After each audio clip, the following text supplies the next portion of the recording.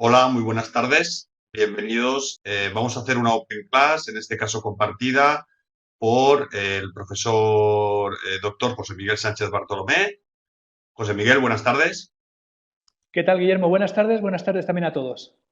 Muy bien. Y en este caso, por el que les habla, el doctor Guillermo García.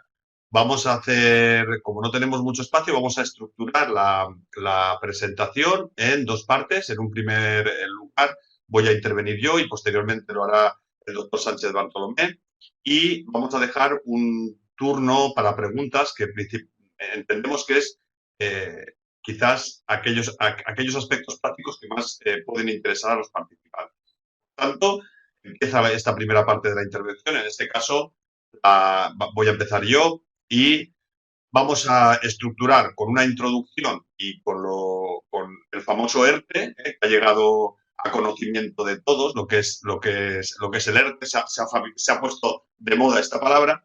Y en segundo lugar vamos a analizar alguna serie de cuestiones de interés, laborales también, y otras medidas implantadas durante la emergencia sanitaria.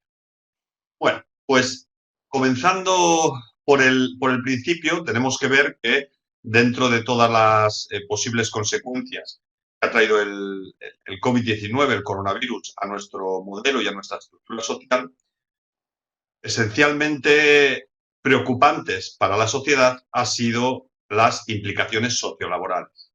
¿En qué situación se quedan las empresas? ¿En qué situación se quedan los trabajadores? Y podemos decir, en esta opción que ha adoptado el legislador, en este caso el legislador español, frente a una crisis de este tamaño, ha sido la opción por lo que se conoce como ERTES, expedientes de regulación temporal de empleo. La institución de los ERTES es una institución que tiene mucho arraigo en nuestro ordenamiento jurídico, es una institución que lleva muchos años en nuestro ordenamiento y que ha sido muy utilizada, y vamos a tratar de explicar brevemente en qué consiste el ERTE y las peculiaridades que la legislación laboral de urgencia que fue dictada, que es el Real Decreto Legislativo 8 del 2020, esta legislación de urgencia ha determinado unas ciertas peculiaridades en la tramitación del ERTE. El ERTE, el expediente de regulación temporal de empleo, se encuentra regulado en el artículo 47 del Estatuto de los Trabajadores y básicamente consiste en un procedimiento de tipo administrativo en el cual el empresario tiene una doble opción: o bien suspender los contratos de trabajo, una suspensión total del contrato de trabajo. La suspensión, por tanto, conlleva para el trabajador no tener que trabajar y para el empresario no tener, por tanto, que remunerar. Es una suspensión total, pero el ERTE también posibilita reducir la jornada del trabajador, hacer una reducción obligatoria de la jornada del trabajador con unos límites entre un 10% y un 70%. La peculiaridad, la peculiaridad en el caso de los expedientes de regulación temporal de empleo es que son suspensivos o reductores de jornada, pero no son extintivos, con lo cual se consigue a través de esta institución el mantenimiento del empleo, el que la empresa no proceda a extinguir los contratos de trabajo, sino que decida mantenerlos. Básicamente tenemos dos tipos de ERTE. No es que hayan surgido ahora se han puesto, podemos decir, de moda por el COVID. Es una institución ya con una cierta trayectoria en nuestro ordenamiento jurídico. Tenemos dos expedientes de regulación temporal de empleo que ambos pueden ser suspensivos totalmente, es decir, suspendo 100% el contrato de trabajo o reduzco la jornada de trabajo. Los dos pueden ser de estas dos modalidades. Y por una parte tenemos el ERTE por fuerza mayor, expediente de regulación temporal de empleo por fuerza mayor, y por otra el expediente de regulación de empleo temporal por causas económicas, técnicas, organizativas o de producción, el ERTE-ETO. Básicamente, el COVID, la regulación dictada por el Real Decreto Legislativo 8/2020 en relación al supuesto del COVID-19, lo que establece es regula estos dos tipos de ERTEs ciertas peculiaridades. El ERTE de fuerza mayor y el ERTE de causas económicas, técnicas organizativas o de producción. Podemos decir que hay una acomodación, una adaptación de la regulación de los ERTEs a estas circunstancias especiales del COVID-19. ¿En qué se diferencian los dos tipos de ERTE? Pues básicamente, desde una perspectiva conceptual, el ERTE de fuerza mayor podemos decir que se dirige más a las empresas directamente afectadas por el COVID-19 y el ERTE económico o productivo se refiere más a las empresas indirectamente afectadas por la crisis del coronavirus. A nivel conceptual, pero ahora vamos a concretar. Bueno, ¿qué es el ERTE de fuerza mayor? ¿Qué es? ¿Cuándo nos estamos refiriendo a que existe un ERTE de fuerza mayor o a que la empresa puede pedir un ERTE de fuerza mayor y cuándo la empresa puede pedir un ERTE por causas económicas? Tenemos que verificar bien si concurren o no los elementos necesarios para pedir de un tipo o de otro, porque si nos equivocamos de tipo de ERTE, pues evidentemente tendremos que volver a iniciar el procedimiento. El ERTE de fuerza mayor, nos referimos al concepto de fuerza mayor clásico ya en nuestro ordenamiento jurídico derivado del concepto del Código Civil, como hechos o acontecimientos involuntarios, imprevisibles, externos al círculo de la empresa. El decreto 8/2020 se refiere a una serie de supuestos ejemplificativos, no estamos refiriendo a números clausus, no son supuestos tasados, sino que puede haber otras causas siempre que deriven directamente de la crisis del coronavirus, y el propio decreto nos dice, por ejemplo, pueden pedir un ERTE de fuerza mayor empresas que han suspendido o cancelado actividades directamente como consecuencia del COVID-19. Podríamos hablar, por ejemplo, de un restaurante o de una tienda de ropa que han sido legalmente, por imposición legislativa, cerradas. Aquí tendríamos un ERTE de fuerza mayor bastante claro. También se refiere el legislador a ERTE de fuerza mayor como consecuencia de falta de suministros que impida continuar con la actividad de la empresa. Pues una empresa que necesita para su cadena productiva determinados suministros y que no le resulta posible abastecerse siempre que se justifique. Cierre de locales de afluencia pública, pues un cine, puede haber diferentes locales que también han sido impuesto este cierre como consecuencia de la actividad legislativa, restricciones a la movilidad de personas y o mercancías o contagio masivo o aislamiento preventivo de los empleados. Nos estamos refiriendo, por tanto, a unos supuestos ejemplificativos, pero que en ningún caso agotan, de tal manera que cualquier elemento que implique una fuerza mayor para imposibilitar a la empresa continuar la actividad, se podría introducir la solicitud como ERTE de fuerza mayor. Como os digo, tanto el ERTE de fuerza mayor como el ERTE productivo, ambos pueden ser o bien suspensivos totales del contrato de trabajo o bien con una reducción de jornada. Frente al el ERTE, con toda esta regulación del ERTE, en el fondo es una potenciación por parte del legislador para que las empresas intenten, tengan como finalidad el mantenimiento del empleo, adapten los medios productivos a la actividad real de la empresa para facilitar la supervivencia de la empresa y posteriormente poder continuar cuando se supere esta situación excepcional. Vamos a empezar con el ERTE de fuerza mayor y os voy a explicar muy brevemente el procedimiento. El ERTE de fuerza mayor, siempre que tengamos constatada una fuerza mayor, vamos a referirnos, por ejemplo, a un supuesto muy evidente, como puede ser un cine que ha sido cerrado por imposición legal, como puede ser un restaurante o como puede ser una tienda de ropa. La empresa, en este caso, lo que debe realizar es una comunicación de la decisión que ha adoptado a la representación legal de los trabajadores y también a la autoridad laboral. Es decir, simplemente es una solicitud normalizada en la cual la empresa indica que está en ese sector de actividad, que ha tenido una situación de fuerza mayor como consecuencia de una regulación que le impide abrir y, por tanto, hace una solicitud a la autoridad laboral. solicitud, que puede ser o bien suspendo todos los contratos de trabajo, porque igual no tiene posibilidad de realizar ni parcialmente la actividad, o por ejemplo, pensemos que este restaurante también tiene servicio a domicilio.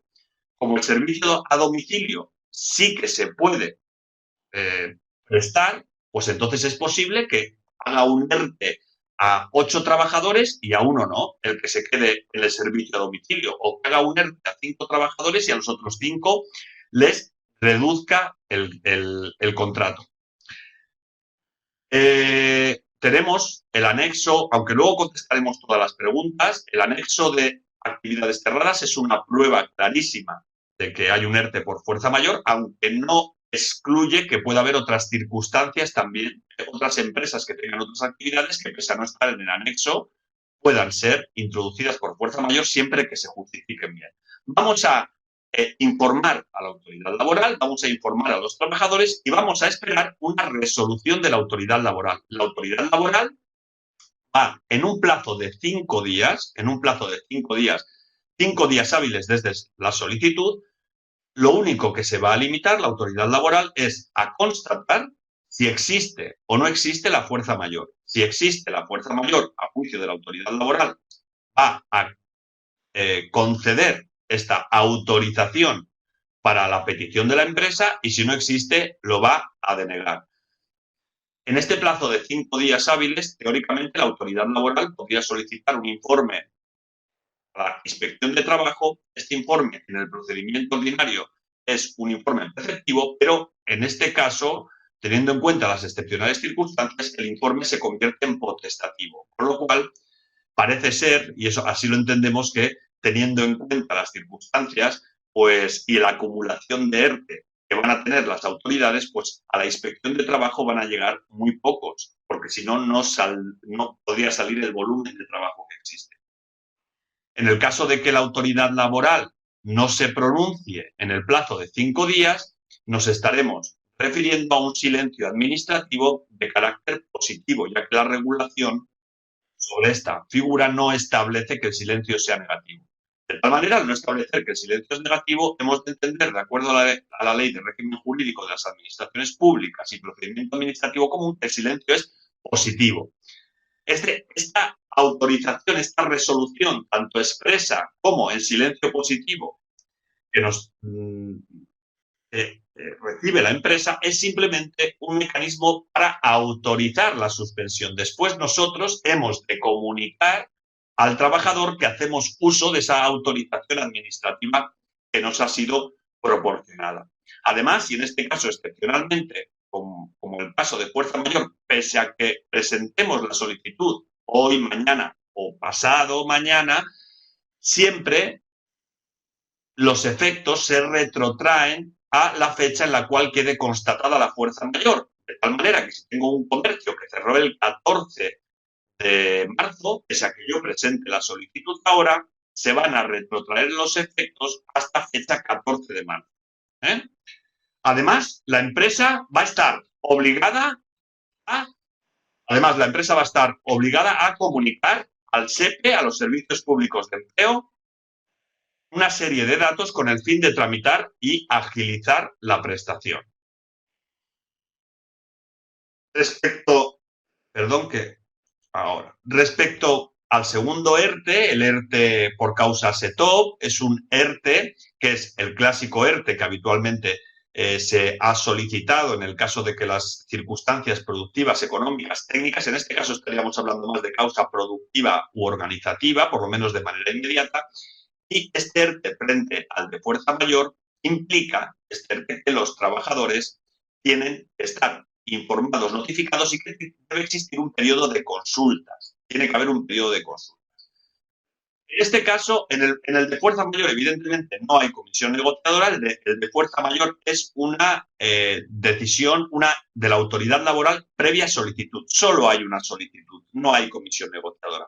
En el ERTE-TOP sí que tenemos que establecer en el ERTE-TOP, causas económicas, técnicas, organizativas o productivas, debemos realizar una comunicación a la autoridad laboral y una comunicación a los sindicatos más representativos o a la representación legal de los trabajadores.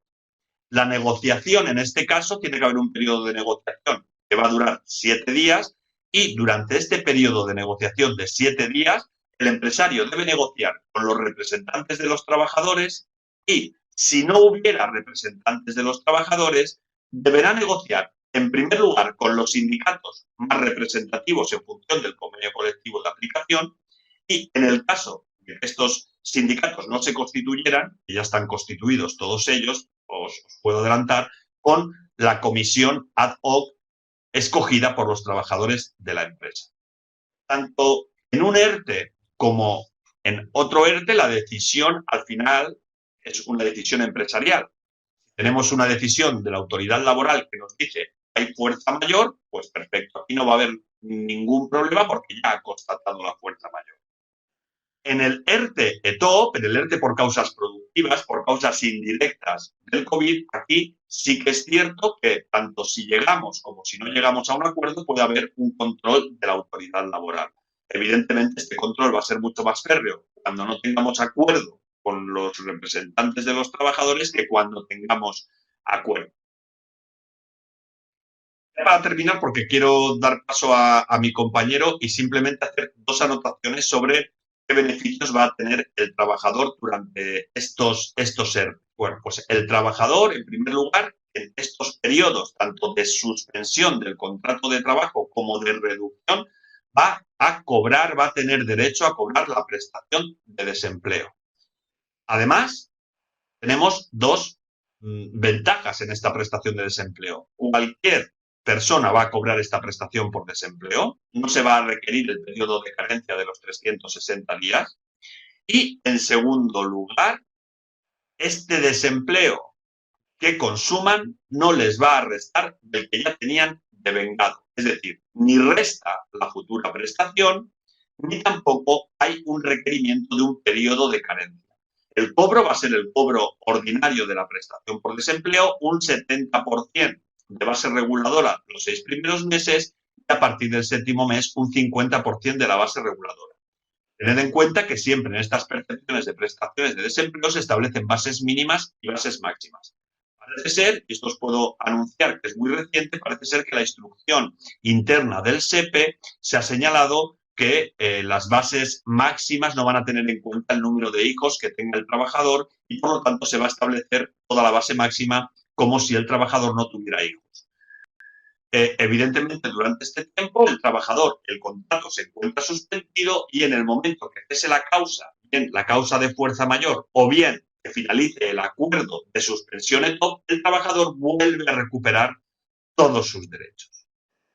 Esto es por mi parte. Paso la palabra a mi compañero José Miguel, que os va a explicar una serie también de novedades laborales. ¿Qué tal? Muy buenas. No sé si me veis, ¿me oís bien? Yo creo que ya puedo retomar la brillante explicación, la brillante exposición de mi compañero, del doctor García González. Y básicamente en esta segunda parte de la exposición lo que vamos a abordar son una serie de cuestiones adicionales que van a surgir en relación con los expedientes temporales de regulación de empleo al albur de este Real Decreto Ley elaborado por el Gobierno con ocasión del del coronavirus COVID-19. Y por último, un par de aspectos que no son directamente relacionados con los ERTES, con los expedientes de regulación de empleo de carácter temporal, pero sí que por la vía de este Real Decreto Legislativo 8/2020 se han venido a introducir para dar respuesta más o menos inmediata a situaciones casi de logística familiar que se han ido encontrando las familias y de logística empresarial que se han encontrado las empresas. Vamos a comenzar con lo que hemos denominado cuestiones de interés que van a ir en una dinámica de pregunta-respuesta. Estoy viendo que mientras el doctor García González ha estado exponiendo, han surgido en el chat una serie de cuestiones, algunas de ellas están recogidas aquí y básicamente son pues, inquietudes generales que se puedan generar con relación a estas situaciones respecto pues, a derechos laborales de los trabajadores y, como os decía, la aplicación del ERTE. Una pregunta bastante habitual es, oye, ¿y qué puedo hacer? ¿Puedo negarme a trabajar por miedo al coronavirus si mi empresa me dice que no puedo teletrabajar, que no puedo trabajar a distancia? ¿Puedo yo negarme como trabajador a acudir invocando a mi salud laboral? Bueno, en este caso lo que nos encontramos es con un choque de realidades o de situaciones.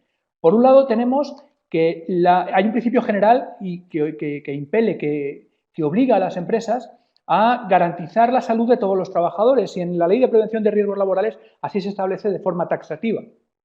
Sin embargo, hay un principio también general por el cual las instrucciones empresariales tienen que ser acatadas por parte de los trabajadores, de forma que, excepto que concurra una situación de grave riesgo e inminente para la salud del propio trabajador, realmente el trabajador no tiene instrumento para negarse a, digamos, seguir esa instrucción empresarial. Como digo, sí que existe esta excepción, que es el riesgo grande e inminente para la salud del propio trabajador. En este caso, lo que tendrá que hacer el trabajador es remitir una nota previa o un informe previo o una comunicación previa exponiendo los motivos por los que no acude. Evidentemente, si en un centro de trabajo nos encontramos con que ya hay personas contagiadas por el coronavirus y si ha habido alguna afectación grave a la salud de alguno de los compañeros, el trabajador va a tener mucho más fácil acreditar que sí que concurre una de esas circunstancias de riesgo grave e inminente para la salud. Pero de no ser así, en principio el trabajador no puede renunciar, no puede rechazar, no puede negarse a acudir al centro de trabajo a realizar su desempeño cuando no se le habiliten para trabajo a distancia o para trabajos en remoto. Otra consulta, pero si yo estoy pluriempleado y en mi empresa, Cris, pues se lo tendría que remitir al empresario. Si yo estoy pluriempleado y en una de mis empresas se está aplicando un ERTE y en otro no, ¿qué ocurre? Bueno, pues se te tendrá que calcular el importe que te corresponde como prestación, como consecuencia del ERTE, en función de la actividad que estás realizando, ¿vale? Incluso puedes darte de alta en otra empresa en ese momento. Bueno, pues esto es así, ¿vale? ¿Qué sucede con los trabajadores que están en una situación de IT, de incapacidad temporal? Bueno, estos trabajadores, mientras están en esta duración, en este periodo de incapacidad temporal, no se les va a aplicar el ERTE. ¿Por qué? Porque están de IT. En ese momento su situación está suspendida. En el momento en que esa situación de IT finaliza, lo que se va a hacer es que se va a comenzar a aplicar los efectos del ERTE a ese trabajador en concreto, ¿vale? Otra situación también, no diría excepcional, pero menos habitual. Bueno, ¿qué pasa con los trabajadores fijos discontinuos? Bueno, en este caso también van a tener la capacidad o la posibilidad de recibir la prestación si este ERTE coincide con algún periodo en el que los trabajadores en situación de fijos discontinuos o en una situación de contratación, como dice el Real Decreto Ley, de contratación periódica de carácter habitual en un periodo, pueden acreditar que efectivamente durante ese periodo iban a estar contratados o están contratados, ¿vale? Con un límite máximo de 90 días. Otra pregunta bastante habitual y una cuestión que se nos plantea o que se ha planteado con ocasión de esta multiplicación en el número de ERTEs en España. ¿Y qué ocurre? ¿Me pueden despedir a la finalización del ERTE? ¿Puede ser que las empresas intenten de alguna forma evadir su capacidad o sus obligaciones con respecto al trabajador por la vía del ERTE y finalizado el ERTE me despiden porque como ya me han cotizado menos por mí, me tendrían que indemnizar menos, etcétera, etcétera? Bueno, pues en realidad el Real Decreto Ley lo que establece ya es una medida precautoria frente a estas posibilidades, que es el que durante los 6 meses posteriores a la finalización del ERTE, la empresa no va a poder extinguir contratos de los trabajadores. Es verdad que, no sé si se me oye bien, en ocasiones nos podremos encontrar con que incluso finalizado el ERTE, haya una empresa que se vea abocada a cerrar por este motivo o por otro cualquiera. Y en este caso, ¿cómo se calcularía el despido? En el caso, por ejemplo, de un despido improcedente. Bueno, pues en el caso de un despido improcedente, en el caso del despido improcedente, durante el periodo en el que el trabajador ha estado o bien reducido de jornada o bien con el contrato de trabajo suspendido con ocasión del ERTE, se va a tener en cuenta el salario digamos, por su cuantía completa, no la cuantía disminuida. ¿vale? Se tendría en cuenta como si hubiera estado de alta en la empresa trabajando de forma ordinaria, es decir, incluido el prorrateo de las pagas extraordinarias. Y además, la empresa tendrá que abonar todas las cotizaciones a la Seguridad Social no abonadas durante el periodo del expediente de regulación temporal de empleo. Porque es una fórmula para minimizar el fraude y evitar además para el trabajador ese doble prejuicio que supone el que, por un lado, durante un periodo de tiempo no estás percibiendo el salario ordinario, dadas las especiales o excepcionales circunstancias en las que se está desarrollando la actividad ahora mismo en España, y por otro lado, que a ese daño sufrido en la remuneración ordinaria, en la nómina, se le añada el que en un posible despido, además, la compensación o la indemnización se vea minorada. ¿Qué obligaciones mantiene la empresa durante el ERTE? Bueno, mantiene obligaciones, por ejemplo, de aportación a la Seguridad Social. Lo que pasa es que en el caso de las empresas de 50 trabajadores o menos, perdón, de menos de 50 trabajadores, hay una exención del 100% de las cuantías de las aportaciones empresariales, y en las empresas de 50 trabajadores o más, esa exención solamente alcanza al 75% de las aportaciones. Es decir, la empresa, durante este periodo en el que esté el expediente de regulación temporal de empleo, va a tener que seguir cotizando por su aportación empresarial por un 25% de la cuantía que tenía que hacer originariamente. ¿Vale? Siempre con este requisito de que esto se efectúa mientras la empresa mantenga el empleo. Si, como os decía, en algún momento posterior, en los 6 meses posteriores a la finalización del expediente de regulación temporal de empleo, la empresa opta por cesar sus servicios y por cerrar, y bueno, pues en este caso tendrá que pagar esas cuantías indebidamente descontadas por haber incumplido con esa premisa establecida en el Real Decreto Ley. Es verdad que hay, como os decía, esta otra obligación de reincorporar a los trabajadores a la finalización del expediente de regulación temporal de empleo, de esta permanencia durante 6 meses, y además, con carácter genérico, es verdad que el propio Estatuto de los Trabajadores establece la obligación de que las empresas, durante los periodos de los expedientes de regulación temporal de empleo, promuevan el desarrollo de acciones formativas. Es cierto que en este caso nos encontramos con una limitación de todo tipo. Por un lado, es unas circunstancias que no solamente han sido excepcionales, sino que además han sido repentinas y sin posibilidad de encontrar alternativas. Y además es que esas acciones formativas va a ser muy difícil encontrar un instrumento para poderse desarrollar, aparte de las propias dificultades económicas que se están encontrando en este momento en las empresas.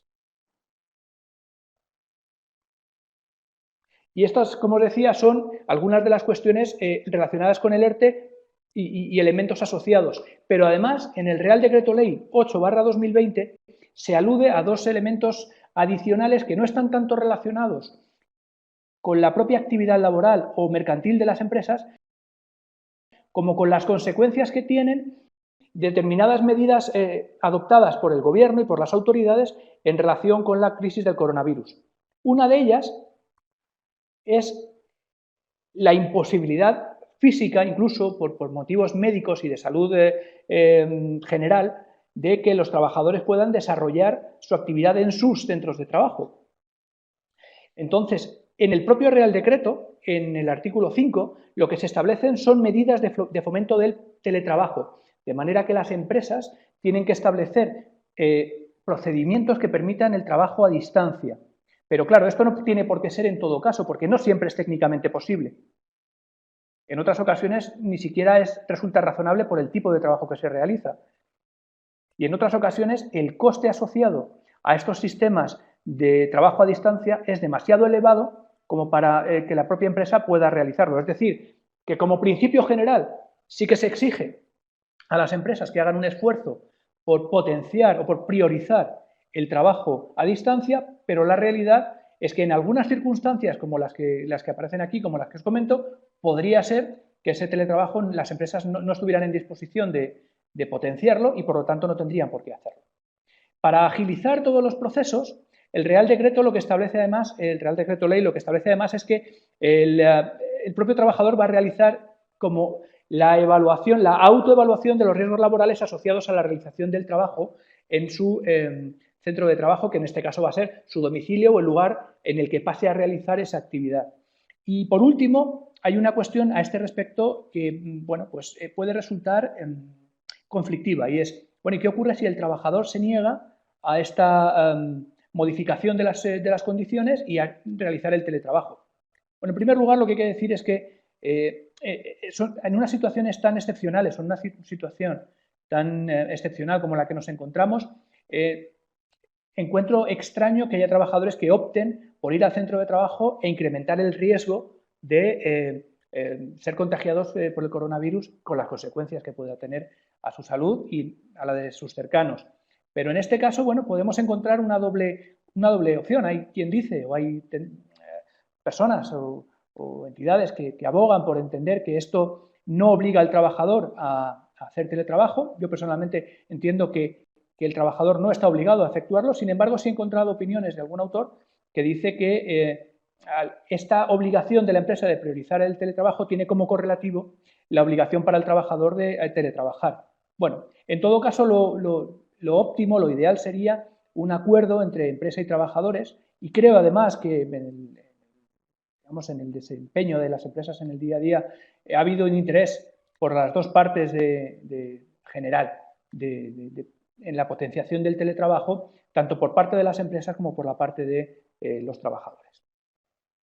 Para cerrar rápidamente y para que el turno de preguntas pueda ser un poquito más amplio. Adaptación del horario y reducción de jornada. Esto es lo que os decía, que el Real Decreto Ley no solamente se encarga de regular aspectos laborales con visión o con la misión de intentar preservar en la medida de lo posible la viabilidad de las empresas por la vía de los expedientes de regulación temporal de empleo y la calidad del trabajo o la capacidad o la empleabilidad de las personas por la vía de esas medidas de congelación de la situación de los trabajadores. Hay otras que están vinculadas también con la necesidad familiar de ciertos grupos de población o de ciertas personas de abandonar o de reducir su jornada de trabajo o de adaptar su horario a las nuevas circunstancias creadas en las que, por ejemplo, los hijos están en casa porque los colegios y centros educativos están cerrados, en los que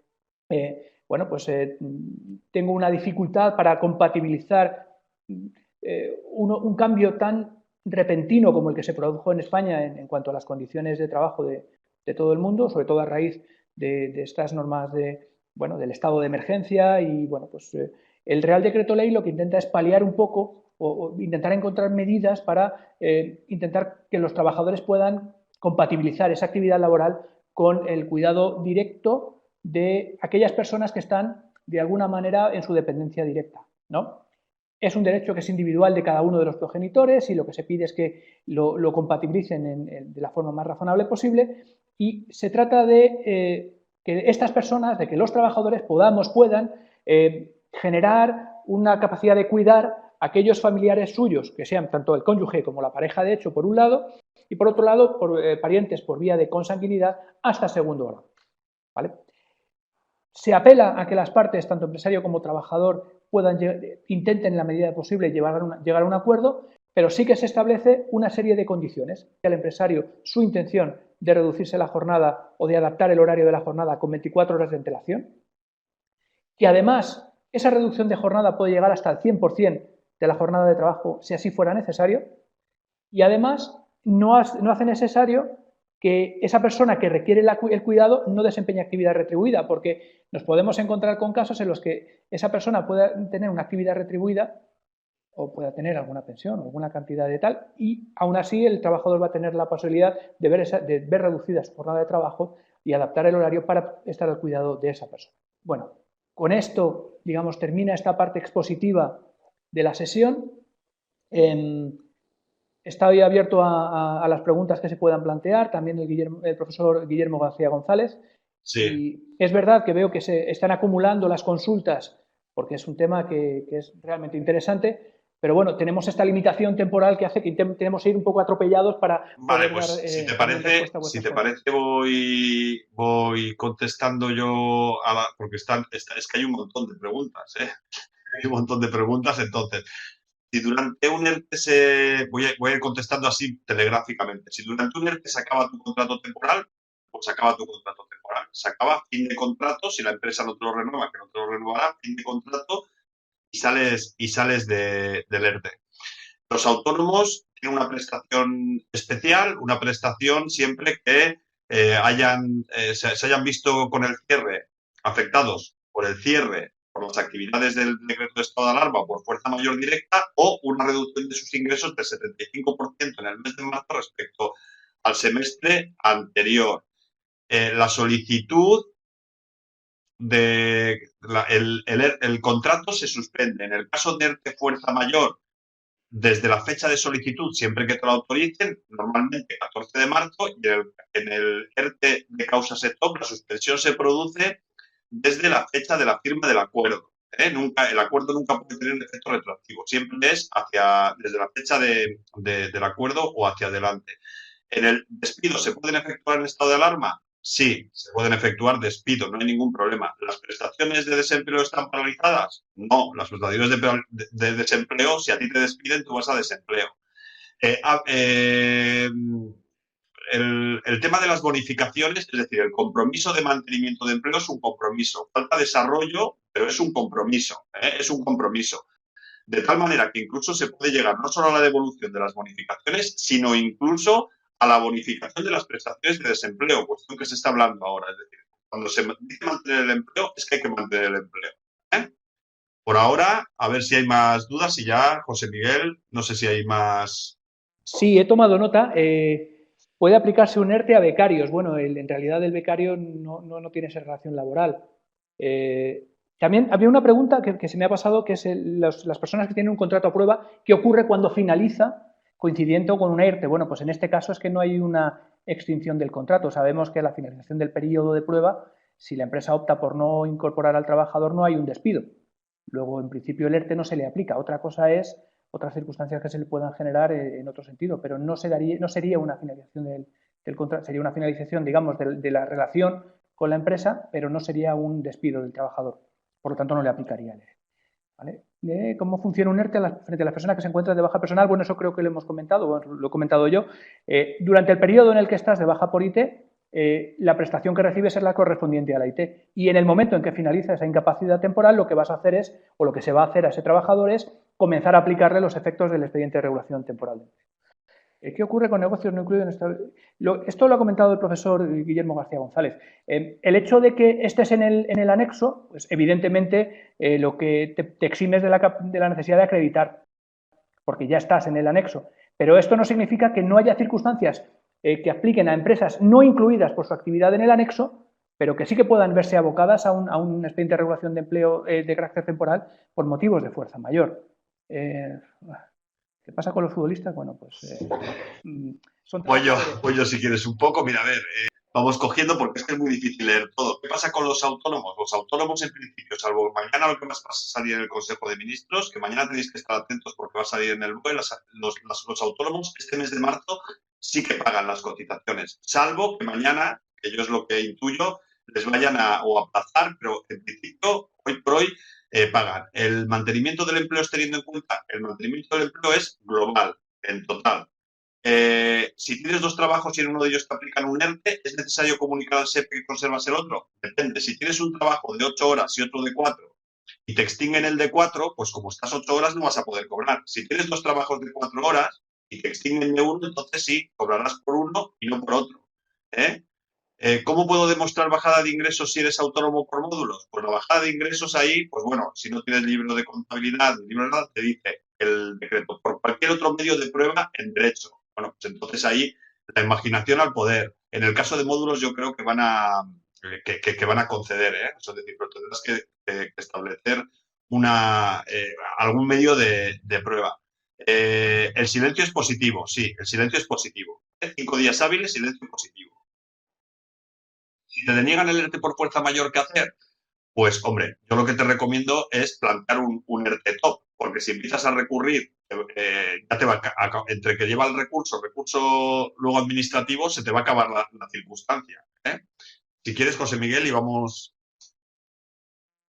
Sí, porque no sé si estáis todos viendo el chat, pero la verdad es que es un poco locura porque cuando quieres contestar algo, empieza a subir en el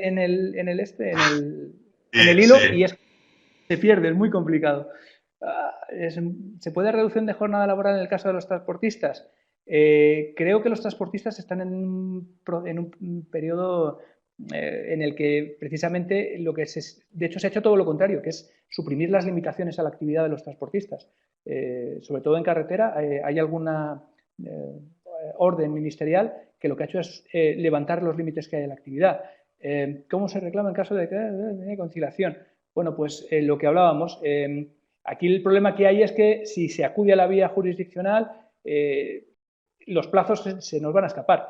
La mejor de las opciones es negociar e intentar encontrar de forma acordada una solución. ¿Pueden darte vacaciones obligatorias? No. Las vacaciones obligatorias no, al menos la empresa sabemos que tiene la posibilidad de decretar 15 de los días de vacaciones que tenemos, la mitad de las vacaciones que tenemos, pero tiene que preavisar con 2 meses de antelación. Las vacaciones no te las pueden imponer y como fórmula de ahorro de costes, porque bueno, pues te tienen que dar el ERTE o te tienes que acoger al ERTE, o si tiene que ser un trabajo presencial, el trabajo presencial. Si las vacaciones sí se pueden acordar, pero no te las pueden imponer. Entiendo que en la hostelería las empresas tendrán que devolver todo porque es imposible que puedan mantener entre 6 meses en los contratos temporales. No he entendido muy bien esta observación, lo siento. ¿Te pueden obligar a coger los días libres pendientes? Pues en principio no. Bueno, si son días libres pendientes, los tendrás que coger en algún momento. Por cierto, ¿cómo afecta esto a las pagas extraordinarias de los empleados? Buena pregunta, Guillermo. Esto no sabría decir. Sí, a ver, la parte proporcional, todo depende. Claro, toda la parte. Tú a ti te están pagando sobre el bruto con la parte proporcional de las pagas extras. Entonces, en un ERTE de fuerza mayor, en teoría, se te va a ir descontando la parte proporcional, la irás cobrando y en el ERTE top, como puedes acordar, no hay ningún problema, según lo que acuerden. Hay gente que acuerda que se reserve, que se complementen. En el ERTE top hay mucha mayor amplitud de pacto, ¿no? Aquí hay otra cosa que me está diciendo, estaba viendo una que tenía pendiente, la de Ángel. Si el trabajador no debe comunicarse, pero vale, el tema del desempleo está todavía, estamos esperando la orden de desarrollo, pero ya lo que sí que se ha establecido es que la tramitación de los expedientes de desempleo la va a realizar la empresa, la propia empresa. Es decir, el trabajador únicamente va a dar una comunicación de que le cede los datos y la empresa va a dar un listado de todos sus trabajadores al desempleo y se va a tramitar directamente. El trabajador no tiene que ir a la oficina de empleo ni facilitar ningún dato. Eso es el principio tal como está establecido desde fecha hoy mismo, pero aún así no ha salido la orden. Evidentemente, el sueldo, si tienes teletrabajo, si te pasas al teletrabajo, te lo pueden bajar. Pues no, pues no. El cese voluntario en el mantenimiento de empleo, 6 meses. ¿Cómo afecta a un trabajador? Pues, a ver, técnicamente no sabemos cómo va a ser porque falta desarrollo. Mi recomendación es que hay que ser preventivo. Si un trabajador cesa voluntariamente, tenemos que buscar a otro por si acaso, porque las consecuencias pueden ser muy duras. Lo normal es que en el desarrollo que salga nos digan los ceses voluntarios o los fin de contrato o tal no computan, pero esto no lo sabemos todavía, ¿eh? No lo sabemos todavía. Vale, un par de cuestiones más. ¿Qué medidas tienen que adoptar las empresas respecto al teletrabajo? Pues todas las que puedan. Desde proporcionar un ordenador portátil, un teléfono celular corporativo, hasta lo que buenamente puedan, porque realmente ahora lo que no vamos a hablar de unos procesos ordenados y organizados por parte de nadie, porque realmente a las empresas lo que les ha venido es una avalancha enorme de situaciones que escapan por mucho a su control. Entonces, bueno, pues ¿se les puede exigir que a todo el mundo le provean desde el día 1 de un ordenador y de un teléfono corporativo? Pues es muy complicado. Lo que sí se tiene que pedir es que sean diligentes en la medida de las posibilidades lo más posible. Más, preguntaba alguien y recalco, sí, se pueden hacer expedientes de regulación temporal de empleo de reducción de jornada, ¿vale? No tienen por qué ser todos suspensivos. Si la autoridad no concede el ERTE, ¿qué pasa con los días que estamos sin trabajar? Bueno, pues esos días estás trabajando. En tanto en cuanto no se haya concedido el expediente de regulación temporal de empleo, no queda nada en suspenso. Consulta con la situación de IT de un trabajador. Uf, es que mira, nos queda un minuto y es que es muy difícil. A ver, los EPIs, la falta, si no tienen EPIs para los trabajadores, ojo, esto es una causa de fuerza mayor, depende de la actividad, pero tened en cuenta que se han establecido criterios de sanidad, con lo cual, si los trabajadores están a una distancia de 2 metros y se puede generar la producción, por la falta de EPIs, con un justificante que no tenemos EPIs, no nos van a dar el fuerza mayor tan sencillo, ¿eh? No, efectivamente. Porque, pues lamentándolo mucho, yo creo. Sí. Sí, no, es que nos queda, una vez finalice el ERTE, tienen que readmitir inmediatamente a los trabajadores. No, evidentemente es que está suspendido el contrato, finaliza el ERTE y el trabajador continúa su relación laboral. Bueno, como tenemos que ser muy respetuosos con I-45, veo que ha surgido mucho interés. Ya si la UNIR lo tiene bien, pues podremos venir otro día únicamente a hacer un consultorio.